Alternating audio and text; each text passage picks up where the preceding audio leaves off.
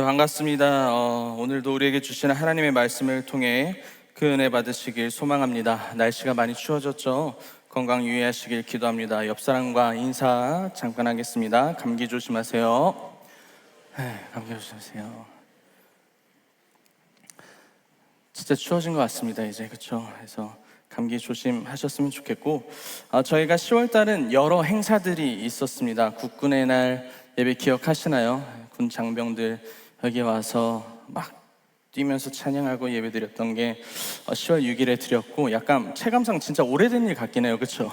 한 뭐 2달 전 일 같은데 불과 3주 전의 일이네요. 그리고 13일에는 또 유튜버 해추님을 모시고 귀한 이야기를 듣는 시간을 보냈습니다. 여러분들에게 이 모든 시간이 의미 있는 시간이었기를 간절히 소망합니다. 그리고 우리는 10월 한 달 동안 개혁을 외치다라는 주제로 시리즈 설교를 이어가고 있습니다. 그리고 오늘은 특별히 종교개혁 주일로서 지켜지고 있어요. 우리가 이맘때쯤 다루는 종교개혁, 종교개혁이란 무엇일까? 여러분들 너무 많이 들으셨고, 또 우리 김다은 전도사님, 한민 전도사님께서도 잘 설명을 해주셨는데, 로마 카톨릭에 반대한 개혁 운동이라고 사전에는 나와 있습니다. 왜 반대를 했을까? 종교개혁이 도대체 왜 일어났을까? 한 번 더 좀 이야기를 해보자면, 쉽게 말해 교회가 부패하고 타락했기 때문에 개혁이 일어난 거거든요.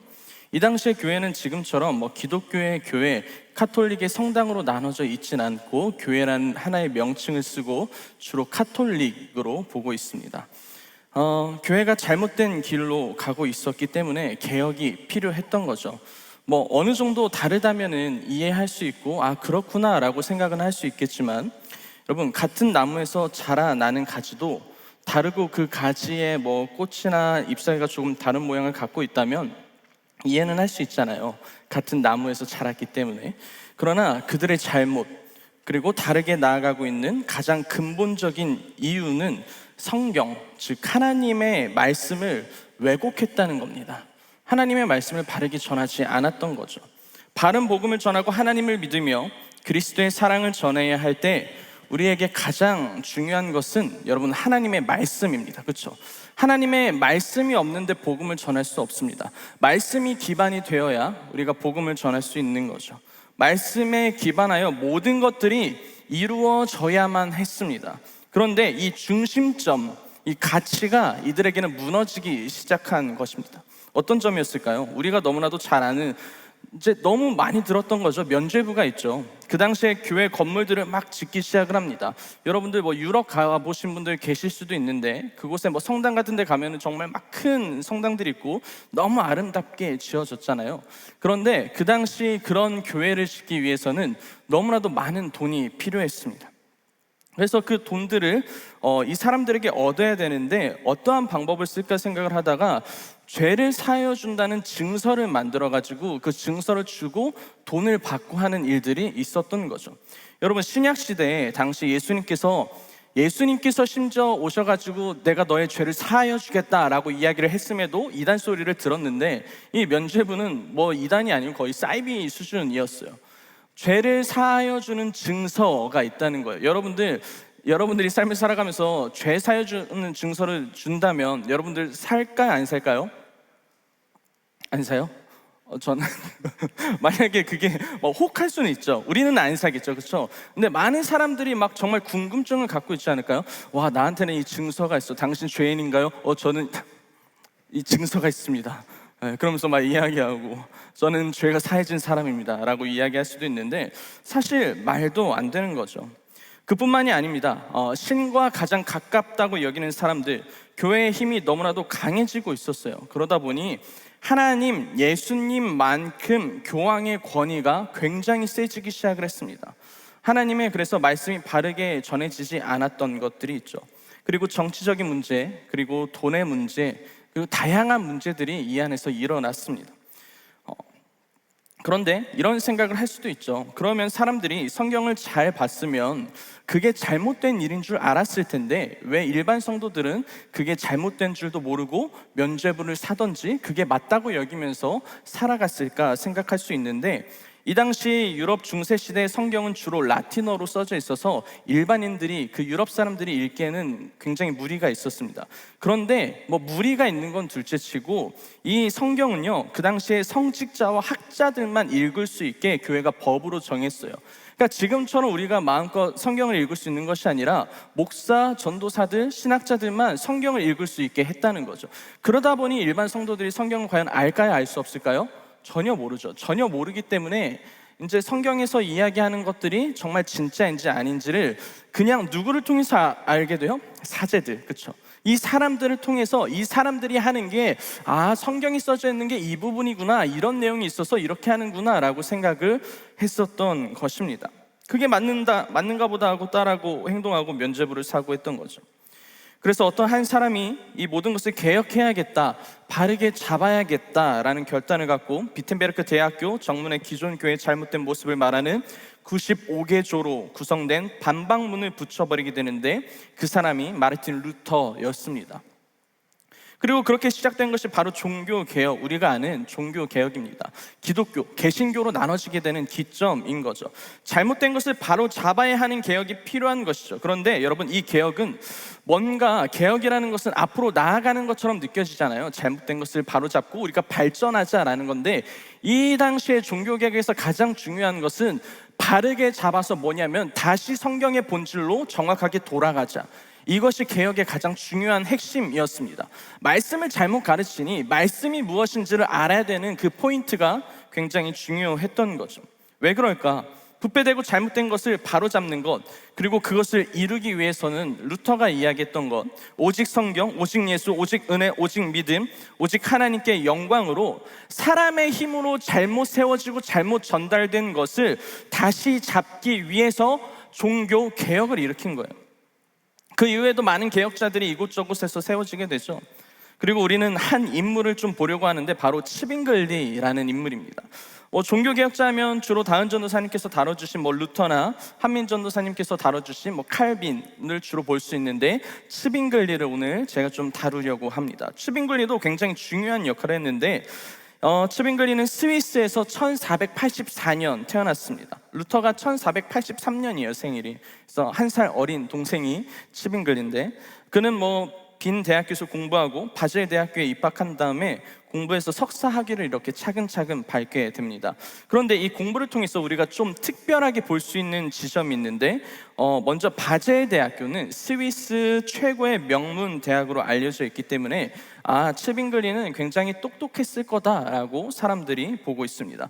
두 번째는 뭐냐면, 그 당시 이 츠빙글리가 배우는 학문들과 내용들의 특별점이 있었는데, 그것은 바로 인문주의 신학이었어요. 인문주의 신학.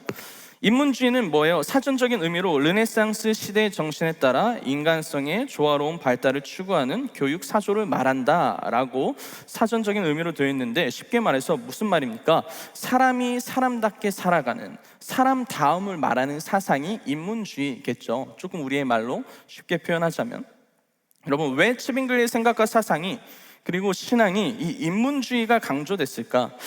이 당시에 좀 바젤이라는 지역의 특성을 볼 수 있는데, 이곳은 스위스 사람들뿐만이 아니라 다양한 나라의 사람들이 그곳에 한데 모여서 배움을 갖고 여러 가지 일을 했다고 합니다. 그래서 다양한 사람들의 모습을 바라볼 수 있었던 이점이 있었죠. 두 번째는 뭐냐면, 츠빙글리가 활동했던 중세 르네상스 시대는 신의 통치를 갖고 사람들이 신 중심적인 사고뿐만이 아니라 그 이후에 뭐가 발달했냐면, 인간 중심적인 사고를 갖는 학자들이 그 당시에 많이 생기기 시작을 했어요. 그렇다면 이렇게 생각을 했겠죠. 인간이란 무엇인가? 우리는 어디서부터 왔는가? 철학적인 부분이죠. 우리는 어떻게 살아가야 되고 앞으로 무엇을 추구해야 되는가, 이런 생각을 많이 했을 거라 봅니다. 그런 철학 등이 생겨났을 그 집안이 바젤 가운데 있었어요. 그렇게 츠빙글리는 인문학과 함께 신학과 철학을 공부하게 되면서 츠빙글리의 배움 안에는 인문주의, 그리고 신학, 그리고 철학이 굉장히 강조되었다는 것을 볼 수 있습니다. 그런데 이 지점이 사실 츠빙글리가 일으킨 종교개혁에 굉장히 중요한 역할을 하게 돼요. 자기가 배운 이 공부, 인문주의와 신학과 그 다음에 철학, 이 부분이 말이죠. 더불어 이제 좀 다시 한번 그 츠빙글리의 삶을 보자면, 이 치빙글리는 그로 인하여서 사람에 대한 관심이 굉장히 많아지기 시작을 합니다. 그래서 더 깊이 사람에 대한 관심이 기울어지게 된 하나의 사건이 있었는데, 그것은 바로 스위스 군인들의 용병 제도에 관한 일입니다. 여러분, 석사 학위를 받은 치빙글리는 카톨릭 교회의 사제가 되었는데, 특별히 군목으로, 요즘으로 말하자면 군목으로 활동을 하게 됐어요. 그래서 그런데 이 당시 스위스 사람들이 하는 일이 있었는데, 그것이 바로 용병 사업이었어요. 전쟁이 일어나면은 스위스 사람들이 너무 용감하고 싸움도 잘하니까는 그 전쟁에 이 사람들이 투입이 되는 거예요. 그런데 그곳에 이 군목이기 때문에 치빙글리도 투입이 되게 됩니다. 그러면서 전쟁을 치르고 겪게 되면서 치빙글리 안에는 다양한 생각들이 있었겠지만 하나 포인트가 있었는데, 그것은 뭐냐면은 이렇게 전쟁으로 무고한 사람들이 희생되고 이렇게 싸우는 게 인간에게 과연 얼마나 도움이 되겠냐라는 겁니다. 그리고 이런 도덕적인 판단을 계속해서 해보는 거죠. 그러면서 치빙글리는 사람을 향한, 인권을 향한 마음이 굉장히 강하게 자리 잡기 시작을 합니다. 그 이후 치빙글리는 취리 민스터 교회 사제로 본격적인 사역을 시작을 하게 되었는데, 그의 사역과 신앙을 보면 굉장히 좀 특별한 지점이 있어요. 약간 그 말 안 듣는, 요즘의 언어로 말 안 듣는 사람을 뭐라고 하죠? 예전에는 뭐 아픈 손가락이라고 했는데 뭐라고 하죠 요즘에? 금쪽이. 치빙글리는 금쪽이었습니다. 물 한 모금만 마셔도 될까요? 죄송합니다.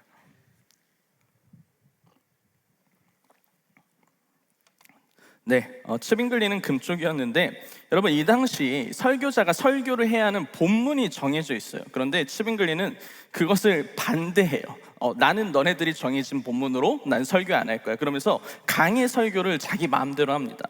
그렇게 계속해서 반복적으로 이제 이전의 말씀들을 계속해서 들어오던 취리 사람들에게는 이 신약의 강의 설교가 굉장히 임팩트를 줘요. 되게 좋은 충격을 주죠. 왜냐하면 평소에 들어볼 수 없었던 말씀이거든요. 그래서 치빙글리에게 가장 중요한 핵심은 뭐냐면 성경에서 무엇을 말하는가에 대한 입장을 전달하기 원했어요. 그렇게 이 당시에 지속적으로 이어져 오던 카톨릭 교회의 부패와 잘못된 모습과는 또 다른 내용들을 담고 더 새로운 설교, 그리고 새로운 말씀들을 전하기를 원했던 거죠. 그러면서 이 치빙글리는 정해진 설교를 하지 않고 자신이 열심히 강의하면서 취리에서 많은 이렇게 영향력을 끼치니, 취리에 있는 그 지역에 있는 사제들에게 이제 치빙글리처럼 설교를 해라라고 이야기를 할 정도로 굉장히 큰 충격을 줬습니다. 그러다가 하나의 이제 중요한 사건이 일어나는데, 어쩌면 치빙글리의 신앙과 신학적 관점을 명확하게 보여주게 된 일입니다. 그것은 바로 소시지 사건입니다. 우리가 아는 그 소세지 맞아요. 이 당시 사순절에는 육식이 금지되어 있어요. 사순절 동안에 이제 그 고기를 먹으면 안 되는 법이, 교회법이 있었죠. 그런데 이 개혁자들, 이 금쪽이들이 모여가지고 말도 안 듣고 모여서 소세지를 먹습니다. 그 사순절 기간에 나름 지켜오게 된 법을 어긴 거죠. 근데 치빙글리는 같이 있었지만 소세지를 먹지는 않았다고 해요. 근데 이 일이 된 후에 말이 너무 많이 이제 퍼져나가는 거예요. 이 개혁자들이 정말 미친 거 아니냐, 우리가 정해놓은 법을 다 어기고 사순절에 먹지 말아야 되는 그런 육식을 먹었다라고 하면서 막 이야기하고, 거기에 치빙글리도 있고 다른 개혁자들도 있었어요. 그런데 치빙글리가 이 이야기를 듣고 설교를 합니다. 그러면서 뭐라고 이야기하냐면, 사순절에 소세지 먹는 게 뭐가 문제가 됩니까? 라고 이야기를 해요. 성경에서 사순절에 소세지를 먹지 말라고 되어 있나요? 라고 이야기를 해요. 성경 아무리 찾아봐도 사순절에는 소세지를 먹지 말아라, 사순절에는 육식을 먹지 말아라 하는 게 어디에도 써져 있지 않다라는 거죠. 그러면서 그것은 성경적인 게 아닙니다 라고 이야기하면서, 하나님께서 주신 것은 우리는 모두 먹을 수 있습니다 라고 설교를 합니다.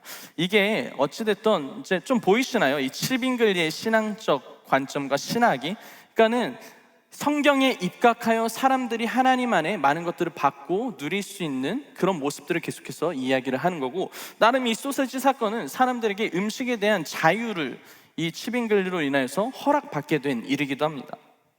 그 이후에 치빙글리는 멈추지 않고 사제들의 결혼까지 허락해달라는 이야기를 합니다.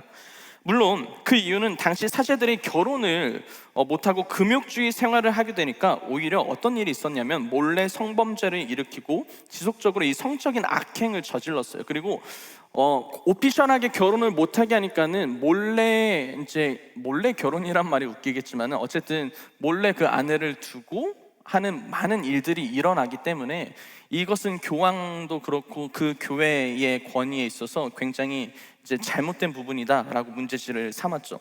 그러다 보니까는 이제 치빙글리는 이렇게 이야기를 한 거예요. 그렇게 자꾸 금욕주의 생활을 하게끔 만드니까 오히려 더 나쁜 법들이 생겨나고 나쁜 생각을 이 사람들이 하지 않냐. 그러니 이 사람들이 결혼을 할 수 있게 해달라라고 이야기를 하고, 나중에 이제 보면은 이 결혼에 관하여서도 이야기를 한 부분이 있습니다.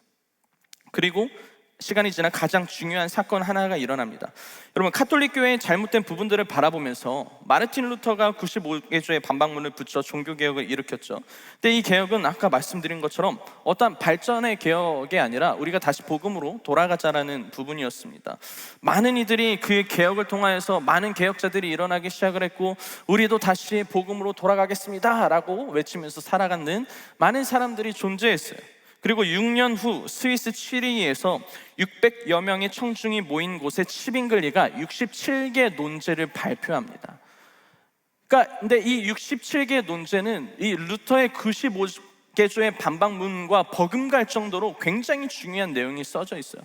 그러면서 이제 치빙글리는 이곳에 와가지고 그냥 조목조목 따지기 시작을 한 거예요. 67개를 이야기하면서 뭐가 잘못됐는지 말이죠. 그 많은 사람들이 있는 그곳에서.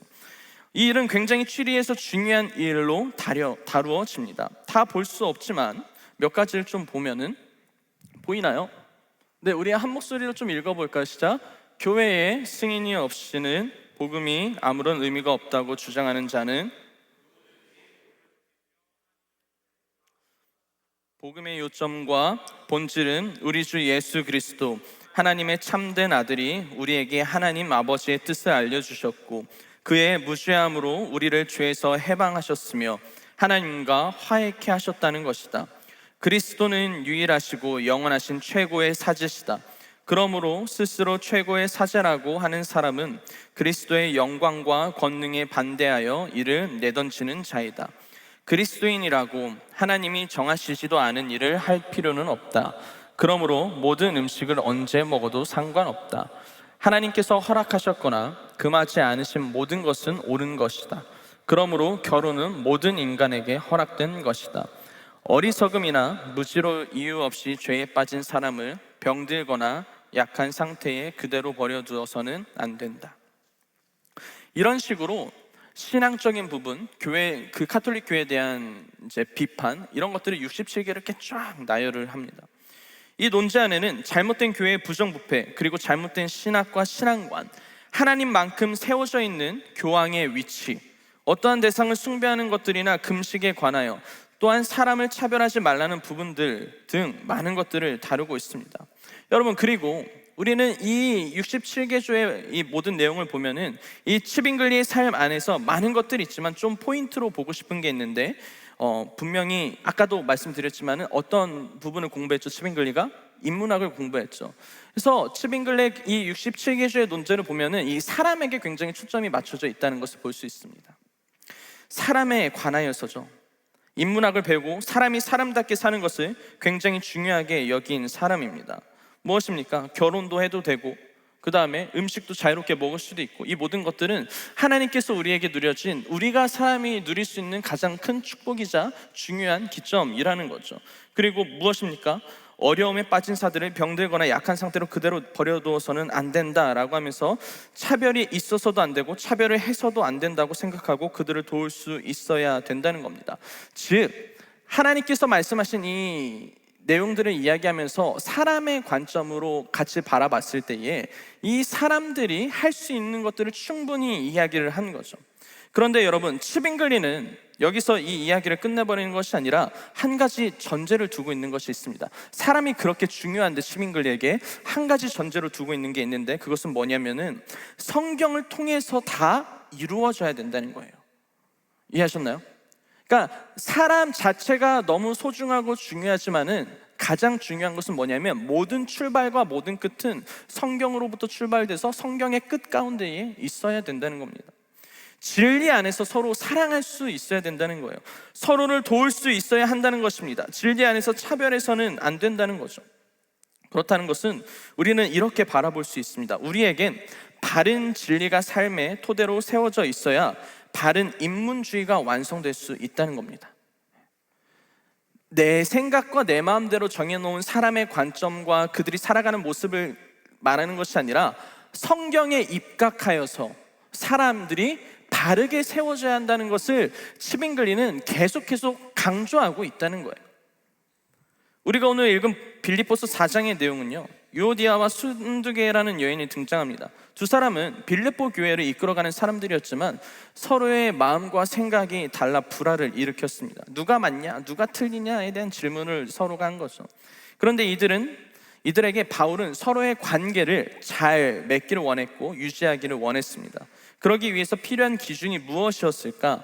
하나님이었거든요. 바울이 제시한 것은 하나님의 말씀, 하나님이었습니다. 너희들이 바른 관계를 맺기 위해서, 바른 길로 가기 위해서는 가장 중요한 것은 이 안에 하나님이라는 기준이 명확하게 먼저 세워져야 된다는 거예요. 9절에 이렇게 이야기했어요. 너희는 내게 배우고 받고 듣고 본 바를 행하라 라고 이야기합니다.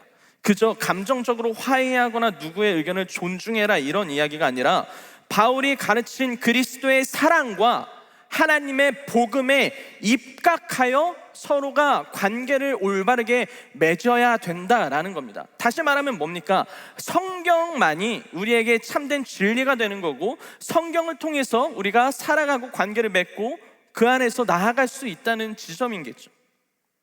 하나님 안에서 마음을 지키라 이야기를 합니다. 사랑하는 청년 여러분, 오늘 말씀처럼, 그리고 치빙글리가 가장 중요하게 여긴 포인트는 무엇입니까? 사람에게 가장 중요한 것은 성경에 입각하여 우리의 마음을 지키고 우리가 생각하고 우리가 살아가는 것에 있었습니다. 즉 성경으로부터 출발이 돼야 된다는 거죠. 치빙글리는 인문학을 공부하면서 사람이 사람답게 사는 것을 중요하게 여겼습니다. 차별이 있어서는 안 된다고 말했습니다. 그러나 이 모든 것의 가장 정점에 있는 것은 인문학이 아니었습니다. 자신이 배운 그 지혜가 아니었습니다. 뭐가 있었냐면은 딱 하나였어요. 성경의 말씀. 자기가 배운 가장 최고점에 있는 것은 자신의 지혜, 자신의 생각, 자신의 마음, 자신의 경험이 아니라 하나님의 말씀이 첫 출발부터 그가 이루어가는 모든 끝의 정점에 있는 것은 딱 하나님의 말씀. 이것이 치빙글리에게 가장 중요했다는 거예요. 그렇게 인문학을 강조했던 그 사람도 말이죠. 치빙글리에게 그것이 우리에게 주신 하나님의 말씀을 지키는 것이었습니다. 참된 그리스도인으로서 살아가는 가장 중요한 방법은 말씀을 지키는 것이었습니다. 진리를 수호하는 것이었어요. 여러분, 사랑이라는 이름으로 모든 것을 이해할 수는 없습니다. 세상에서도 사랑이라는 이름을 갖고 잘못된 일들이 너무나도 많이 일어나고 있는 거 아시죠? 제가 되게 예전에 설명했습니다. 나는 너를 사랑해 라고 하면서 사랑이라는 그건 너무 우리에게 좋은 거죠. 그런데 만약에 누군가를 스토킹을 하는데 이유를 사랑이라고 둔다면 그거는 바른 사랑이 아니라는 거예요. 이해하셨나요? 사랑이라는 관점에서 가장 중요한 것은 뭐냐면은 말씀이 있어야 돼요. 진리 안에 사랑이 존재해야 된다는 겁니다. 사람이 생각하는 사랑의 관점이 아니라요. 이 모든 것이 말씀보다 위에 있을 수는 없습니다. 치빙글리가 지키고자 한 것은 다른 것이 아니었어요. 말씀이었어요. 그리고 그 말씀은 하나님의 뜻이었습니다. 여러분, 지금 우리가 잘 아는 것처럼 지금 현수막은 없는데 광화문에서 예배가 드려지고 있습니다. 우리 교회에서도 많은 성도님들이 그곳에 참여했죠. 정성진 목사님께서도 대회장으로 계십니다. 그곳에는 예배를 드리고 있는 이유가 무엇입니까? 우리가 너무나도 잘 아는 것처럼 포괄적 차별금지법을 막자는 이유에서 많은 성도들이 모였습니다. 저는 간절히 기도하고 소망하기는, 우리가 모두가 소망하기는 그 일이 정말 정치적인 집회가 아니었으면 좋겠습니다. 그렇죠? 정말 우리가 하나님 앞에 회개하고 우리가 어떤 것들을 바라봐야 되는지에 대한 명확한 메시지가 있었으면 좋겠습니다. 여러분, 기독교는 차별해서 안 됩니다. 인권은 우리에게 너무나 중요합니다.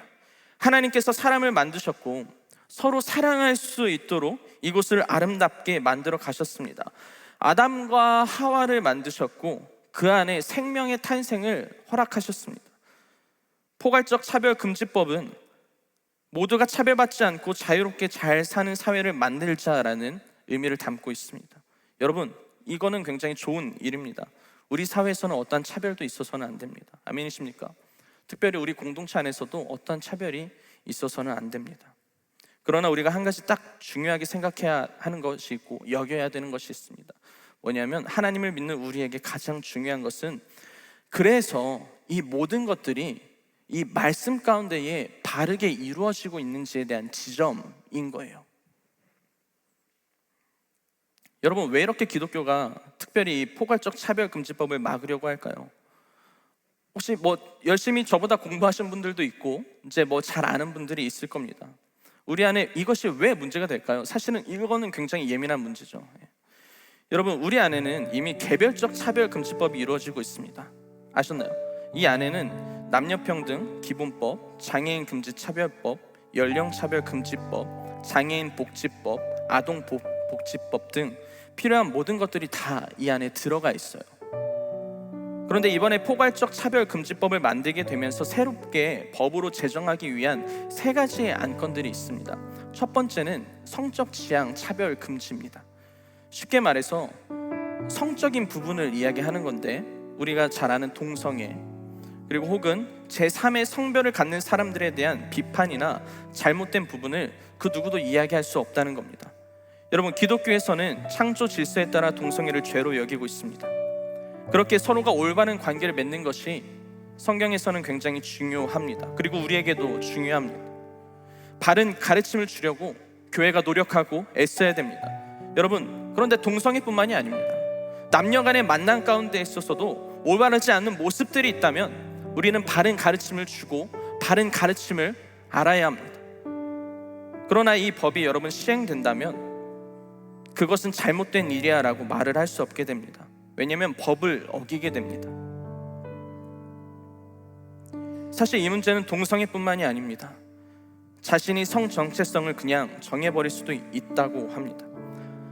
포괄적 차별금지법이 통과된 나라에서는 어떠한 남자가 여자 화장실에 들어갔는데 그것을 법적으로 조치할 수 없었습니다. 왜냐하면 그 남자는 자기 성 정체성을 여자라고 생각했답니다. 그래서 어떤 것들을 이야기할 수 없었습니다. 여자가 남자 탈의실을 사용할 수 있게 됩니다. 자기가 성 정체성을 남자라고 생각한다는 이유이죠.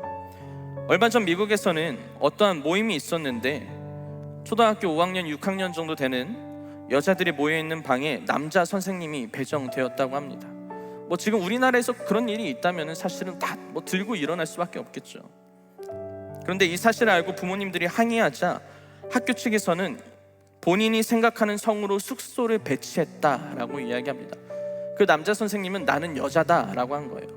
그래서 그 아이들과 함께 생활을 하게 했다는 거죠. 콜롬비아에서는 어떤 가정에는 아버지가 3명입니다. 그리고 그것을 법적으로 인정했습니다. 여러분, 혹시 제가 지금 아버지라고 하는 것도 여러분들은 혹시 문제로 여기셨나요? 문제가 될 수 있어요. 남자가 아버지고 여자가 어머니라고 하는 것은 법적으로 문제가 될 수 있습니다. 그래서 이 금지법을 허용된 나라에서는 이제는 아버지와 어머니에 대한 이야기보다도 부모 1, 부모 1, 2라는 명칭을 씁니다. 이 문제는 동성애뿐만이 아니라 이 모든 성의 질서와 체계가 무너지는 일입니다. 그리고 앞으로 살아가는 우리들의 삶뿐만이 아니고 앞으로 다가오는 우리 세대들에게 일어나는 그런 문제입니다. 두 번째는 사상입니다. 자신이 갖고 있는 생각을 표현하는 자유는 우리 안에 있습니다. 굉장히 중요한 일입니다. 그러나 한 가지 예를 들자면 이런 일은 없겠지만 나는 북한을 찬양한다, 나는 김정은을 찬양한다, 김정은이 진짜 신이다 라고 하는 사람이 공무원이 되려고 한다면 일반적으로 그런 생각을 갖고 있는 사람은 우리는 잘 뽑지는 않겠죠. 그런데 그게 법적으로 걸리게 됩니다. 이 사람이 어떠한 생각을 갖고 있던 만약에 뽑지 않는다면은 그것은 차별하는 일이 되어버립니다. 오히려 행정 쪽에서 처벌을 받게 됩니다. 세 번째는 여러분, 종교법이 추가가 됩니다. 뭐냐면 우리에게 가장 중요한 지점인데요, 이제 이단들이나 사이비들을 비판할 수 없습니다. 왜냐하면 이 비판은 그 이단과 사이비들의 인권을 모욕하는 행위에 해당됩니다. 차별입니다. 제가 여기서 여러분, 신천지는 사이비입니다, 이만희는 잘못된 존재입니다 라고 이야기를 해요. 그러면은 저는 그렇게 이야기할 수 있죠. 그런데 누군가가 저의 설교를 듣고 저를 신고합니다. 그럼 저는 벌금을 낼 수도 있고, 이게 지속적으로 반복이 되면은 어떤 법의 처벌을 받게 되겠죠. 성도들이 전도도 하지 못하게 됩니다. 그 전도는 그들에게 선택을 강요한다고 여기기 때문입니다. 그들을 우리가 차별한 것입니다. 복음을 여러분 전하는 것이, 생명을 전하는 것이 그냥 어떠한 종교적인 행위로 받아들여 그것을 누군가를 차별하게 된 것이고 신고할 수도 있게 된다는 것입니다. 기독교 정신으로 세워진 학교에서 이제는 기독교 정신으로 아이들을 가르칠 수 없게 됩니다. 왜냐하면 그들에게 사상을 주입한다는 이유입니다. 차별에 속해져 있기 때문이죠. 오직 예수 그리스도만을 믿으셔야 됩니다. 제가 매주 강단에서 외치는 이야기입니다. 주님만이 우리의 생명이시고 하나님만이 우리의 주인이십니다 라고 이야기하는 게 제가 생각하는, 그리고 우리 모두가 생각하는 가장 중요한 기점일 것입니다. 그것이 구원의 길입니다 라고 저는 이야기합니다. 그런데 이제 이 말들을 말할 수 없습니다. 이것도 법을 어기게 되는 일입니다. 왜냐하면 다른 종교의 것을 인정하지 않고 우리만 예수가 우리의 생명이다 라고 말했기 때문이죠. 저는 그렇게 이야기함으로 인하여서 다른 종교를 차별하게 되는 겁니다. 사랑하는 청년 여러분, 차별이 있어서는 안 되죠. 서로가 바른 길로 나아가야 합니다. 스빙글리도 종교개혁을 일으킬 때 가장 중요하게 여겼던 것은 사람이었습니다. 사람의 중요성을 너무나도 잘 알았던 사람이었기 때문에 이들에게 바른 가르침을 주는 것은 너무나도 중요했죠. 그러나 한 가지 놓치지 않으려고 했던 것, 그것이 있었습니다. 뭐냐면 하나님의 말씀 안에 바르게 가르치는 겁니다. 하나님의 말씀 안에 바르게 사랑하는 겁니다. 하나님의 그 진리 안에 바르게 세워져 가야 되는 것입니다. 스빙글리는 1523년 청년 교육론을 하나 썼습니다. 첫 번째는 이렇게 이야기해요. 인간이 하나님 앞에 바로 서는 것은 교육으로 한계가 있으며 성령의 역사에 의해서만 가능해진다. 그러므로 청년들로 하여금 하나님에 대한 지식을 가지도록 하기 위해 그리스도의 가르침으로 양육해야 한다. 젊은이들에게 하나님의 의에 대해 가르쳐야 하는데 이것은 오직 그리스도 안에서만 발견되며 인간이 받아야 할 교육의 내용이다. 두 번째는 이렇게 이야기했습니다. 성경을 통한 인간을 아는 것입니다. 젊은이들을 교육할 때 신앙으로 성장하도록 하며 자신의 성장을 위하여 성경을 배워야 한다. 또한 라틴어, 헬라어, 히브리어 교육을 하고 바르게 성경을 배워 그리스도를 보아야 하고 자신의 행동이 진정한 근본을 성경으로 삼아야 된다. 세 번째는 성숙한 인간 관계를 갖는 것입니다. 크리스천 생활의 본질적인 관계이며 진정한 성도의 교제가 필요하다. 교제를 통하여 성숙한 인간 관계를 가져야 된다. 스빙글리는 인문주의적 사상을 갖고 있었던 사람이죠. 사람을 너무나도 중요하게 여겼던 자입니다. 이 모든 것은 그런데 말씀에 입각하여 모든 것들을 생각하고 모든 것들을 판단하고 마음을 먹었습니다. 사랑하는 청년 여러분, 우리의 삶에 중요한 것은 무엇입니까? 나의 생각, 나의 마음, 나의 경험으로 사는 것, 나의 사상도 있을 거고 나의 신앙도 분명히 있을 겁니다. 나의 신학도 여러분들에게 있을 겁니다. 이건 너무나도 중요한 거죠. 누구나 생각은 있고 누구나 자유는 있습니다. 여러분, 오늘 저의 이야기를 통해 누군가는 불편함을 느낄 수도 있습니다. 누군가는 새로운 깨닫는 지점을 찾게 되었을 수도 있습니다. 그러나 제가 말씀드리고 싶은 것은 이겁니다. 우리에게 가장 중요한 것은 말씀입니다. 이 말씀이 내 삶의 중심이 되어야 됩니다. 말씀으로 살아가고 말씀으로 생각하고 말씀을 품고 나아가야 된다는 거죠. 하나님의 말씀을 경외할 수 있어야 되고 그 말씀으로 살아가야 됩니다. 나의 생각을 말씀으로 세워가야 하고 나의 말씀으로 하나님께서 주신 그 말씀 가운데에 내가 나아가야 합니다. 나의 경험을 하나님과 함께하는 그 경험으로 세워가야 됩니다. 우리 안에 가장 중요한 것은, 가장 중요한 기준은 여러분 하나님의 말씀임을 잊지 마시길 소망합니다. 사랑하는 것 안에도 우리에겐 하나님의 말씀이 필요합니다. 생각하는 것에도 우리는 하나님의 말씀이 필요합니다. 우리가 나아가는 모든 걸음에도 하나님의 말씀이 필요합니다. 말씀은 우리가 살아갈 때에 어떠한 도움이 되는 것이 아닙니다. 말씀은 내 옆을 따라오는 하나의 도움이 아닙니다. 말씀은 내가 살아가는 데 전부여야 됩니다. 내가 오늘 좀 힘드니 말씀 읽어보자 하고 그것으로 뭔가 위로를 얻고 그냥 살아가는 것이 아니라, 도움이 되는 것이 아니라 말씀 자체가 나의 삶의 전부가 돼야 돼요. 말씀으로 살아갈 수 있어야 됩니다. 말씀으로 생각할 수 있어야 되고, 그래야 우리는 바른 신앙, 바른 신학, 바른 사랑, 이 모든 것들을 진리 안에서 바르게 세워갈 수 있다는 것입니다. 말씀을 생명처럼 여기는 청년분들 되시길 소망합니다. 다른 것이 아닌 말씀에 순종하며 살아가는 청년분들 되시기를 간절히 소망합니다. 아멘이십니까? 우리 이 시간 이 찬양 함께 나아가길 소망합니다. 말씀 앞에서 라는 찬양인데, 이 가사를 묵상하시면서 하나님, 내가 정말 이 말씀을 경외하고 말씀 앞에서 바르게 서길 소망합니다. 우리 이 마음 갖고 한 목소리로 찬양하도록 하겠습니다.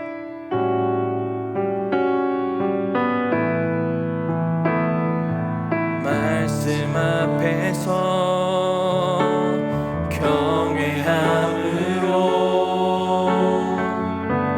주께 홀로 섭니다. 생명의 말씀 읽고 순종해 주를 예배합니다. 주를 예배합니다. 우리 한 번 더 말씀 앞에서 경외함으로, 말씀 앞에서 경외함으로 주께 섭니다. 주께 홀로 섭니다. 생명의 말씀 읽고 순종해 주를 예배합니다. 주를 예배합니다. 기록된 말씀 힘이 있어서, 기록된 말씀 힘이 있어서 진리로 우리 거룩해 하며, 거룩한 말씀 세세 영원히 복음이 되어 말씀하시네.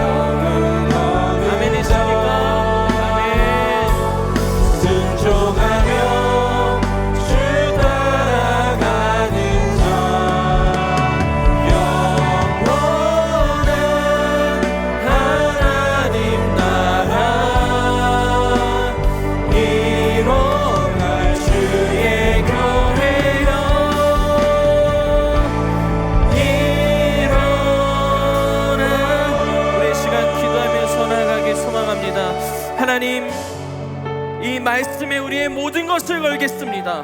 종교 개혁에서 가장 중요한 것은 말씀으로 다시 돌아가자입니다. 여러분이 말씀으로 돌아가자라는 이 마음과 우리의 생각과 결단이 그때뿐만이 아니라 지금 나의 삶에도 필요합니다. 하나님, 나의 삶을 돌아보게 하여 주시옵소서. 우리는 이 말씀을 얼마나 경외하였습니까? 우리는 이 말씀에 얼마나 순종하면서 살아갔습니까? 하나님, 우리를 용서하여 주시옵소서. 이 말씀을 어떤 하나의 도움으로 여기는 것이 아니라 생명처럼 여기면서 살아갈 수 있도록 주님 나를 인도하여 주시옵소서. 우리 다 같이 주여 한번 외치고 기도합니다. 주여.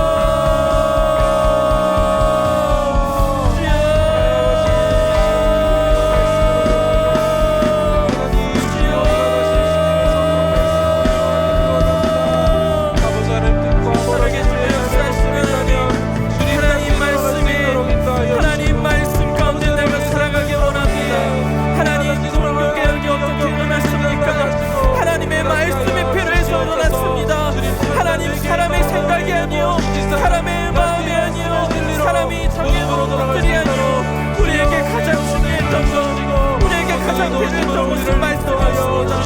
하나님께서 말씀을 우리에게 주시고 그 말씀을 지키기 위해서 많은 일들이 있었습니다. 많은 선교사의 피가 있었고, 많은 아픔과 많은 고난과 많은 어려움들이 있었습니다. 하나님, 이 말씀을 내가 지키면서 살아갈 수 있도록, 아버지, 내가 생명처럼 여기면서 살아갈 수 있도록 주님 붙잡아 주시옵소서. 주님 인도하여 주시옵소서.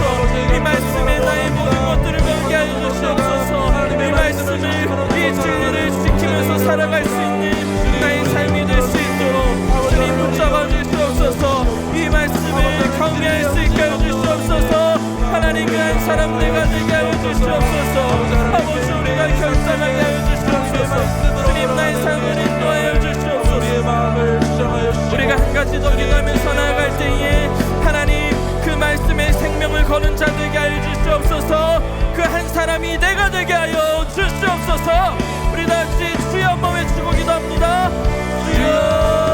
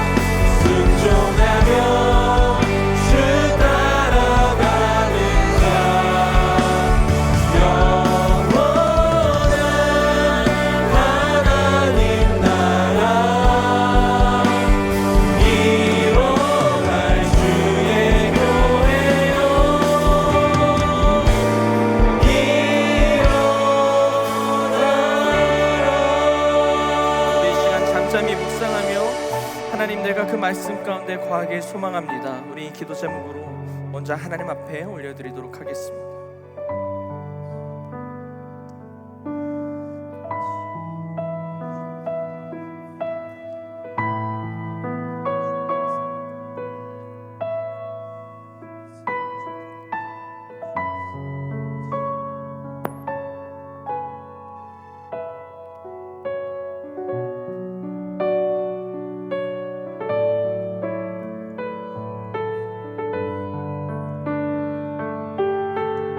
우리 이 시간 한 가지 더 기도하길 소망합니다.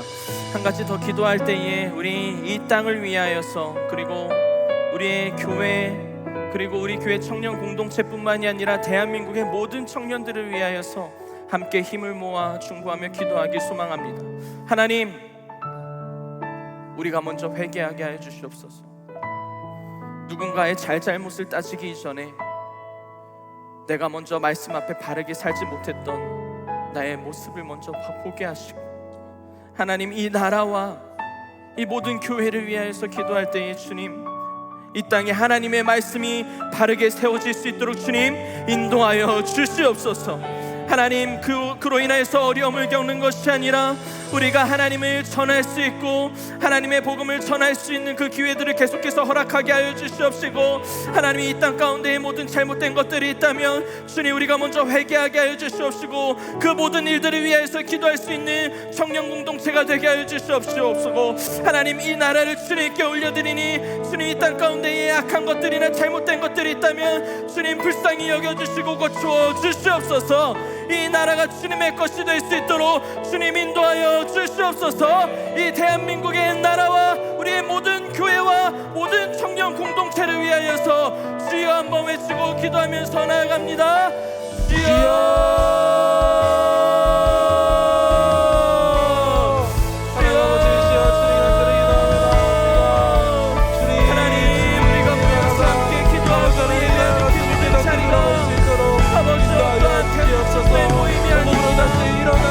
그렇게 이루어지지 않길 소망합니다. 그곳에서 바른 회개가 일어나길 소망합니다. 그리고 그 이 땅을 향하여서 하나님 앞에 우리의 가슴을 찢고 회개하는 일들이 일어나길 소망합니다.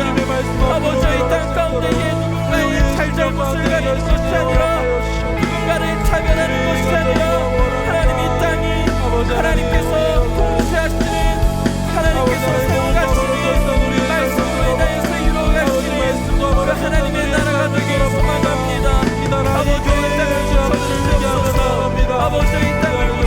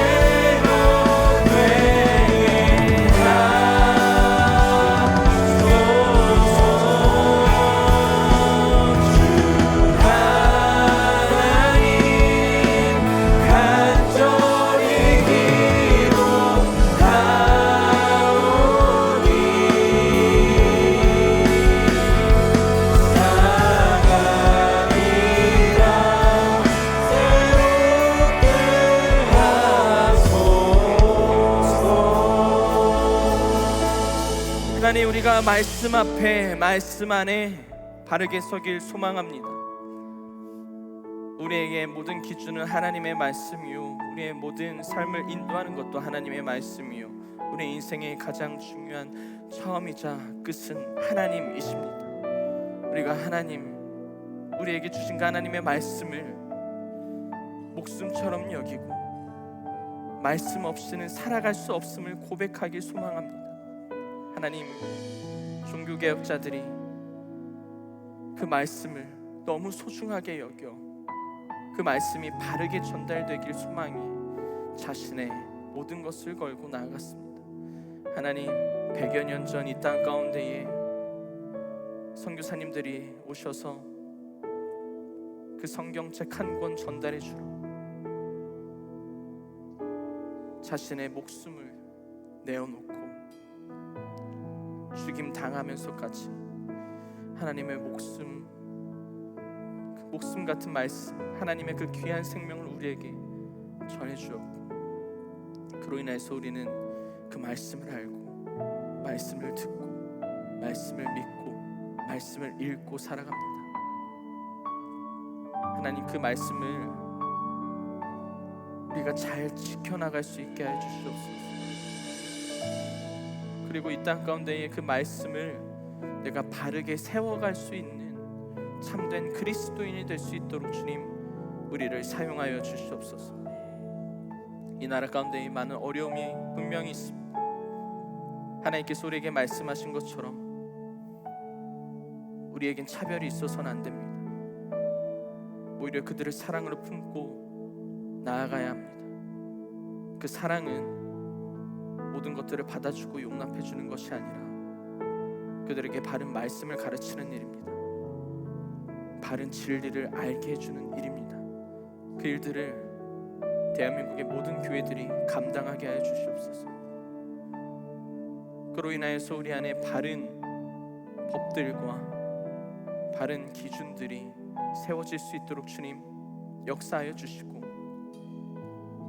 그 모든 과정 가운데 주님 세심하게 일하여 주시옵소서. 이로 인하여서 우리 청년들이 한마음 한뜻으로 기도했습니다. 우리의 마음을 받아주시고 우리의 마음을 이끌어주시고 우리 공동체가 먼저 하나님의 말씀 가운데 거하여 살아갈 수 있는 여기 있는 모든 청년들이 될 수 있도록 주님 붙잡아 주시옵소서. 모든 것들을 주님께 맡겨드리며 거룩하신 예수 그리스도의 이름으로 기도드렸습니다. 아멘. 지금 우리 주 예수 그리스도의 크신 은혜와 하나님의 사랑하심과 성령의 교통하심이 말씀으로 살아가고 살아내길 원하는, 또한 진리 위에 서길 원하는 거룩한 빛 광성교회 청년들 위해, 이곳에 있는 모든 영혼들 위해, 그 말씀을 지키며 나아가길 원하는 대한민국 모든 교회와 청년 공동체 위에 지금으로부터 영원까지 함께 하시길 간절히 축원하옵나이다. 아멘.